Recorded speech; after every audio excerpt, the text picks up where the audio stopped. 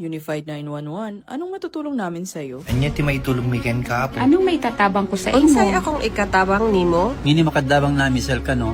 Sa anumang wika o dialekto, may tulong na darating sa iyo.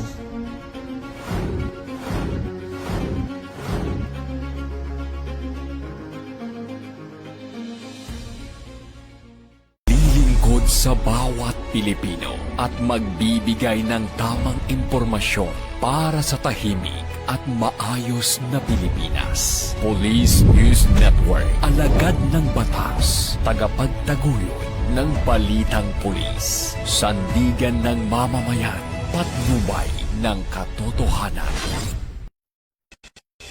La Campo Crame, maghahatid ng pinakahuling kaganapan at nagbabagang balita. Ito ang PNN Police News Network. At ngayon, ang inyong mga tagapagbalita.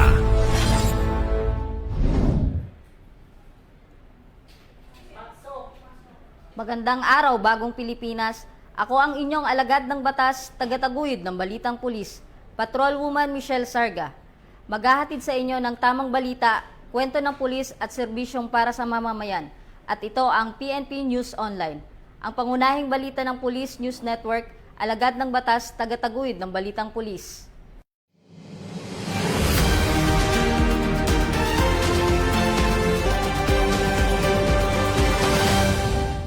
Narito ang mga balitang hatid ng ating PNN correspondents mula sa iba't ibang panig ng bansa.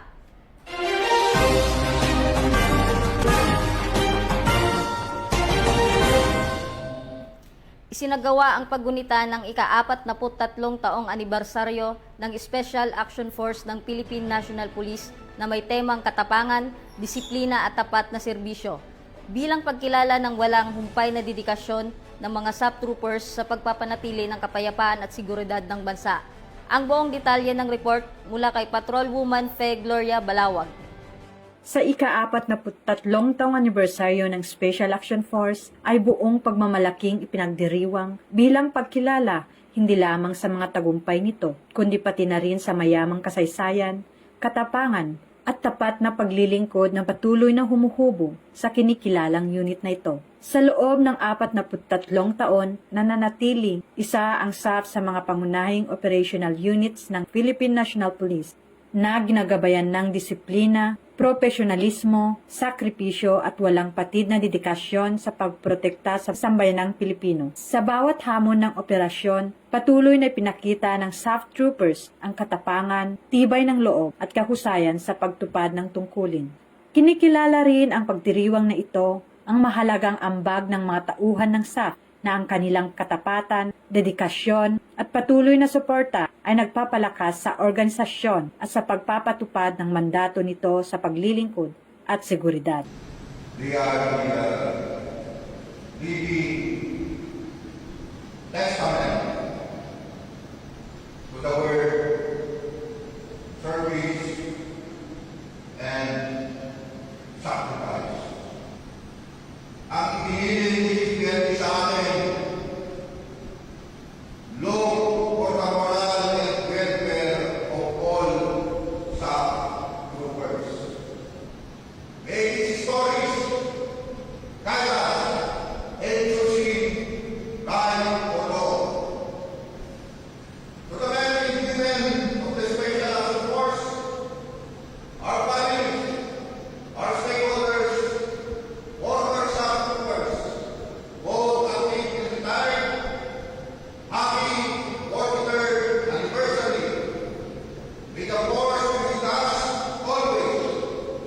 Mabuhay ang Philippine National Police, mabuhay ang Special Action Force, mabuhay ang PNP, para sa bawat PNP, serbisyong mabilis, tapat at nararamdaman.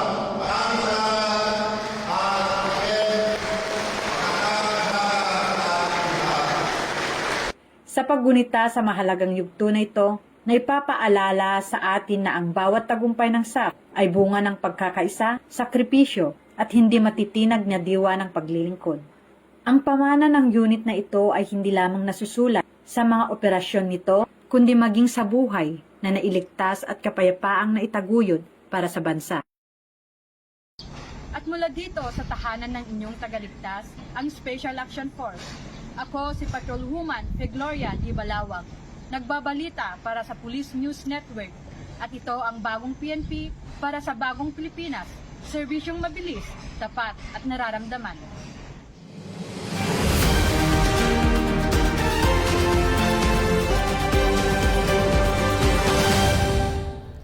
Nakiisa ang mga tauhan ng Philippine National Police sa pamamahagi ng grocery packs para sa mga evacuees sa bayan ng Kamalig bilang bahagi ng patuloy na humanitarian assistance at disaster response effort para sa mga residenteng naapektuhan ng kalamidad. Ibabalita yan ni Patrolman Kirby Flores.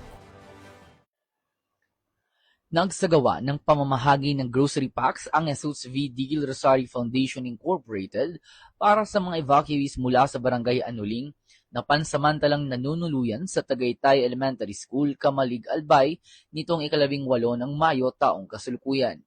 Nagbigay naman ng seguridad at asistensya ang mga augmented personnel ng 2nd Albay Provincial Mobile Force Company sa ilalim ng pamumuno ni Police Lieutenant Colonel Jeroni F. Partinca, Force Commander, upang matiyak ang maayos at ligtas na pamamahagi ng ayuda sa mga residente. Kasabay nito, nagsagawa rin ang mga pulis ng Police Visibility Operation sa lugar upang mapanatili ang kapayapaan at kaayusan at agarang makapagbigay ng kinakailangang tulong kaugnay sa umiiral na Alert Level 3 status ng Bulkang Mayon. Ayon sa tala, umabot sa 123 pamilya o kabuuang 413 individual ang nakatanggap ng grocery packs. Sa kasalukuyan, nananatiling normal at mapayapa ang sitwasyon sa lugar. Mula dito sa Albay Police Provincial Office, ako po si Patrolman Kirby Flores, nag-uulat para sa Police News Network. At ito ang bagong PNP para sa bagong Pilipinas.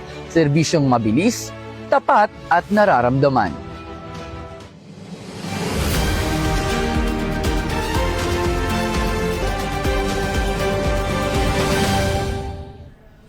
Aktibong nakiisa ang Kabakan Municipal Police Station sa pagdaraos ng International AIDS Candlelight Memorial 2026 bilang pakikiisa sa pandaigdigang kampanya para sa kamalayan, pag-unawa at suporta sa mga individual na apektado ng HIV/AIDS. Yan ang ibabalita ni Patrolwoman Lixin Reyes Saweran. Nakibahagi ang mga tauhan ng Kabugao Municipal Police Station sa pagunita ng International AIDS Candlelight Memorial 2026 na isinagawa kasabay ng Monday flag raising ceremony sa Janicia S. Agudelo Gymnasium, Poblacion, Kabugao, Apayao. Ang nasabing aktibidad ay pinangunahan ng Rural Health Unit ng lokal na pamahalaan ng Kabugao na nilahukan ng iba't ibang partner agencies at municipal departments. Aktibong nakibahagi ang mga tauhan ng KMPS sa program proper sa pamumuno ni Police Captain Brandon U. Batuon, Acting Chief of Police, kung saan nagsilbi silang MC at nakiisa sa ilang bahagi ng seremonya. Layunin ng nasabing paggunita na magbigay pugay sa mga buhay na nawala dahil sa HIV at AIDS at magpakita ng suporta at pakikiisa sa mga individual at pamilyang naapektuhan ng sakit. Bilang bahagi ng programa, nagbigay ng mensahe si Honorable Frederick C. Amid, Municipal Vice Mayor ng Kabugao, kung saan binigyang diin niya ang kalagahan ng pagkakaisa at kolektibong responsibilidad sa HIV at AIDS awareness, testing, treatment at prevention sa komunidad. Samantala, nagbahagi naman si Dr. PJ Ukong, Municipal Health Officer, ng malagang impormasyon tungkol sa ABCDEs of HIV prevention at hinikayat ang publiko na patuloy na pangalagaan ang kanilang kalusugan. Naging sentro ng programa ang candlelighting ceremony bilang simbolo ng pag-alaala, pag-asa at pakikiisa sa laban kontra HIV at AIDS, kung saan nakiisa sa pag-iilaw ng kandila ang lahat ng kalahok, kabilang ang matauhan ng PNP Kabugao. Patuloy ang Apayao PNP sa ilalim ng pamumuno ni Police Colonel Brigal B. Santa Maria, Provincial Director ng Apayao Police Provincial Office, sa aktibong pagsuporta sa mga programang pangkalusugan at advokasiyang nagtataguyod ng mulat, ligtas at nagkakaisang komunidad, patunay ng serbisyong tapat at nararamdaman tungo sa bagong Pilipinas. Mula dito sa Kabugao, Apayao Cordillera, Ito ang inyong Police News Network correspondent, Patrolwoman Lixen Reyes A. Saweran, alagad ng batas, tagataguyod ng Balitang Pulis.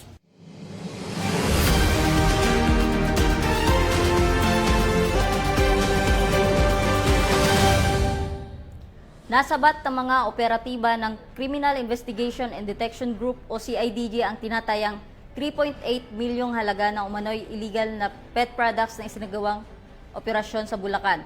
Yan ang babalita ni Patrolman Don Brosas. Nasabat ng Criminal Investigation and Detection Group ang mahigit 3.8 milyong pisong halaga ng umano'y unregistered pet foods at pet treats sa isang warehouse sa Marilao, Bulacan. Sa pinagsamang operasyon ng CIDG NCR Regional Field Unit, CIDG Bulacan Provincial Field Unit at mga lokal na pulis, 3 sospek ang naaresto matapos maaktuhang umano'y nag-iimbak at nagbebenta ng pet products na walang kaukulang rehistro at sertipikasyon mula sa Bureau of Animal Industry. Kabilang sa mga nakumpiska ang mahigit 456,000 sachets ng cat sticks, halos 38,000 lata ng assorted pet foods, 3,500 pakete ng meat paste at iba't ibang pet products na nakahanda ng i-deliver. Ang mga pet food products upang maiwasan ang panganib sa kalusugan ng mga alagang hayop. Mula rito sa PNP National Headquarters, ako ang inyong PNN correspondent, Patrolman Don Brosas, alagad ng batas, tagataguyod ng Balitang Pulis.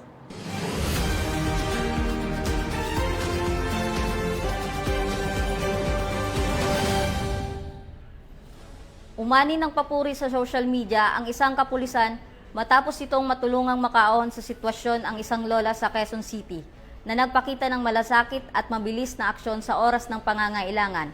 Yan ang muling ibabalita ni Patrolman Don Brosas.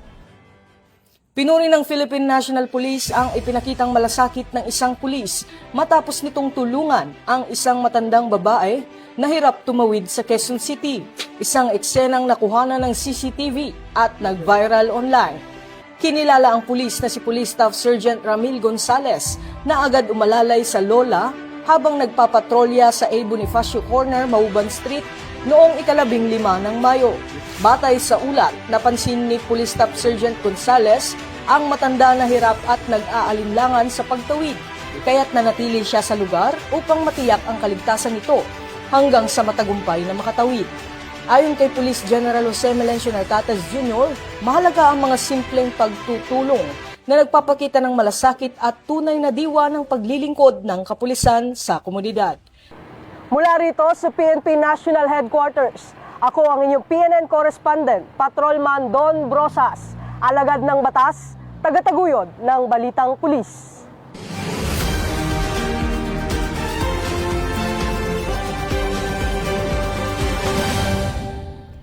At yan ang mga balitang nakalap ng ating PNN correspondent mula Luzon, Visayas at Mindanao. Para sa mas malawak at mabilis na ulat ng mga balita, huwag kalimutang mag-like, follow and share sa aming official social media accounts ng Police News Network. Tutok lang sa aming YouTube channel para sa mga live stream at replays at i-follow kami sa Twitter account para sa mga real-time updates at Facebook account ng Police News Network. Manatiling mapagmatsyag at laging alam ang totoo. Sa ngalan ng pamunuan ng Philippine National Police sa pangunguna ni Chief PNP Police General Jose Melencio Nartates Jr. at sa pamumuno ni President Ferdinand Bongbong Marcos Jr., kami ay naglilingkod sa bawat Pilipino at magbibigay ng tama at balanseng balita. Mula rito sa tanggapan ng tagapag-ugnay ng Pambansang Pulisya. Ako ang inyong alagad ng batas, tagataguyod ng Balitang Pulis, Patrolwoman Michelle Sarga. Maghahatid ng tamang balita, kwento ng pulis at serbisyo para sa mamayan at ito ang PNP News Online. Ang pangunahing balita ng Police News Network at ito ang bagong PNP para sa bagong Pilipinas. Serbisyong mabilis, tapat at nararamdaman.